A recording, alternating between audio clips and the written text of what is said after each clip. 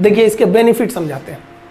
एक रेगुलर जो जवान होता है ना, हम अभी इसमें ऑफिसर की बातें नहीं कर रहे हैं, हम जवान की बात कर रहे हैं। देखिए ऑफिसर बहुत कम होते हैं, एक कंपनी में लगभग 3 प्लाटून होता है, जैसे 10 जवान का एक सेक्शन होता है और 3 सेक्शन को मिला के एक प्लाटून बनता है और 3 प्लाटून को मिला देंगे तो एक कंपनी बनती है और एक कंपनी को कमांड करता है एक ऑफिसर, यानी 90 लोगों की फौज पे एक ऑफिसर हो जाता है, 90 से 120, कभी कभी 4 प्लाटून का भी एक कंपनी बनता है। वो फर्दर वीडियो में हम आपको समझाएंगे, company, platoon, section, battalion, regiment, brigade, division, इस सब में अंतर कभी समझा देंगे उसमें। तो एक रेगुलर जो जवान होता है उस जवान को पूरा परमानेंट अगर ड्यूटी दीजिएगा तो भर्ती से लेकर उसकी जितनी सैलरी बनती है, अलावेंस बनता है, भत्ते बनते हैं, उसको पेंशन होता है, वो सब मिलाकर अगर जोड़ दीजिएगा तो 11 करोड़ रुपए आते हैं, 11 करोड़।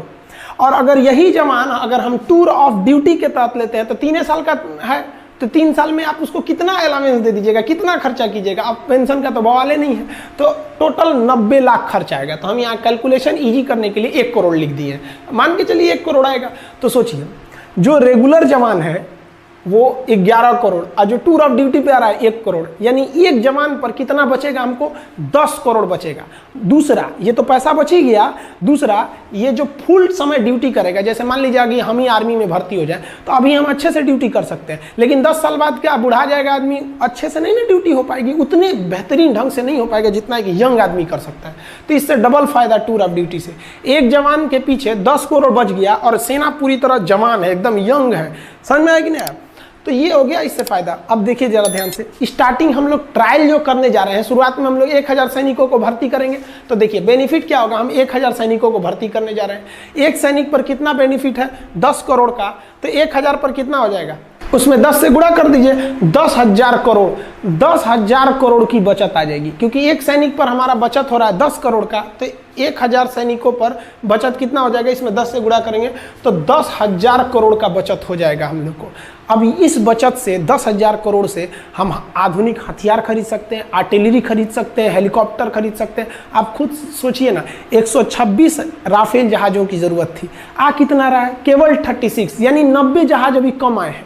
अब सोचिए हमारे यहाँ पे तो पैसे, हथियार पे पैसे कम खर्च होते हैं और अपनी की टेक्नोलॉजी उतनी आगे नहीं है जितना होना चाहिए। सेना के क्षेत्र में हम मतलब सेना में जो हथियार बनाना है तो उसमें हम लोग उतना मतलब संतोषजनक विकास नहीं कर पाए। मिसाइल टेक्नोलॉजी हम लोग की आगे है, लेकिन जो हेलीकॉप्टर एविएशन सेक्टर है उसमें बहुत संतोषजनक विकास नहीं हुआ है। अब आप ऐसे अंदाजा लगाइए, 1 रैंक 1 पेंशन जब आया था तो आपको पता होगा ये क्या है 1 रैंक 1 पेंशन, मतलब क्या है समझिए ध्यान से, कि जिस तरह से लोगों की सैलरी बढ़ती है, जैसे जो दरोगा 2010 में था या जो 1995 में दरोगा की जो सैलरी थी, क्या 2020 में वही सैलरी है?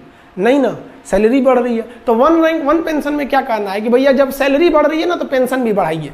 यानी जो आदमी, जो सिपाही 2020 में रिटायर हो रहा है उसका पेंशन जितना है उतना ही पेंशन उस सिपाही का भी होना चाहिए जो 2002 में रिटायर हो गया और अभी तक जिंदा है, मतलब मान लीजिए जीवित है।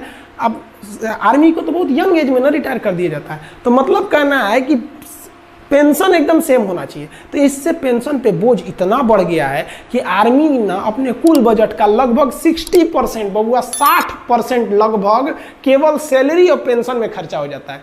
यानी जो आर्मी को पैसे मिलते हैं उस पैसे का 60% सैलरी या पेंशन में खत्म हो जाता है। बाकी में आपका डीजल का खर्चा है, ये वगैरह वगैरह खर्चे हैं, तो बहुत कम खर्च हो पाते हैं हम लोग का। अब ऐसे समझिए ध्यान से हमारी आर्मी को टोटल 2.5 लाख करोड़ रुपए मिलते हैं साल में, कि भैया इस 2.5 लाख करोड़ में आपको जो करना है करिए। अब 2020 का हम आपको बताते हैं, जो 2.5 लाख करोड़ मिले थे हम लोग को उसका हिसाब देखिए ध्यान से यहाँ पे कैसे है 2.5 लाख करोड़ का 2020 में। उस 2.5 लाख करोड़ में से 1,33,000 करोड़ हम लोग पेंशन देने में खर्च कर दिए, यानी लगभग आधा खर्च कर दिए पेंशन देने में, 1 रैंक 1 पेंशन का पेंशन पे। और हथियार कितने का खरीदे, 1,20,000 करोड़। आप अगर इसको जोड़िएगा तो लगभग 2.5 लाख करोड़ आ जाता है। तो ये हमारा 2.5 लाख करोड़ का हिसाब है, आधा निकल गया पेंशन सैलरी देने में, अब बाकी बचा। अब खुद सोचिए ना, पेंशन वगैरह का जो हमारा खर्चा है पेंशन का, उससे कम खर्चा है हमारे हथियार का। अब कहीं ना कहीं आपको भी अजीब लग रहा होगा सुन के कि भैया हम हथियार पे जितना खर्च कर रहे हैं उससे ज़्यादा पेंशन पे खर्च कर रहे हैं। तो ये टूर ऑफ ड्यूटी है, इसके पीछे भले ये तर्क दिया जा रहा है कि आर्मी जवान रहेगी, सेना जवान रहेगी, ये तर्क दिया जा रहा है कि युवाओं में जो राष्ट्रवाद है, जो देश प्रेम है, उसका सही उपयोग होगा, लेकिन इसके पीछे जो मेन रीजन है वो आपको दिख गया कि आर्मी अपने पेंशन को बचाकर उस पैसे को मॉडर्नाइजेशन की ओर लगा सकती है। क्योंकि हमारे जो बगल में चाइना है, ये बहुत ही ज़्यादा अपने आर्मी पे पैसे खर्च कर रहा है। तो ये समझ में आ गया आप लोग को। अब आपके मन में एक सवाल आएगा कि ये जो सैनिक होंगे टूर ऑफ ड्यूटी पे, ये कैसे आएंगे? टूर पे जैसे घूमने जाते हैं? नहीं, इनका भी वैसे ही बहाली होगी, वैसे ही भर्ती होगी जैसे एक रेगुलर आर्मी का होता है, वैसे ही ट्रेनिंग होगी जैसे एक रेगुलर आर्मी का। यानी अगर कोई जवान खड़ा है तो आप देख के नहीं कह सकते हैं कि टूर ऑफ ड्यूटी का है कि ये परमानेंट है। फिर आप उसके आई कार्ड को देखना पड़ेगा, उसका सर्विस रिकॉर्ड देखना पड़ेगा कि कौन सा ये जवान है, तब पता करेंगे। ट्रेनिंग भी एक ही जगह पर होगी, सैलरी भी एक मिलेगा, हर चीज़ एक रहेगी।